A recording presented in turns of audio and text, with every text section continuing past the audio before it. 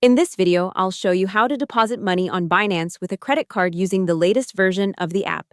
First, open the Binance app and log in. On the bottom menu, tap Wallets, then at the top choose Deposit. On the next screen, select Fiat, not crypto, then pick your currency. For example, USD, EUR, or your local money. Tap Continue.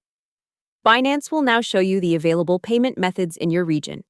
Choose bank card, Visa/Mastercard, or credit/debit card. Enter the amount you want to deposit, then tap Continue/Confirm. If this is your first time, you'll be asked to add a new card.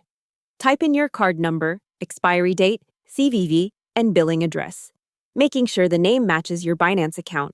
Before you finish, review the amount, fees, and estimated arrival.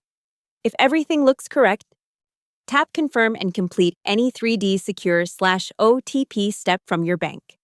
Once it's approved, the money will appear in your fiat balance, ready to use to buy crypto on Binance.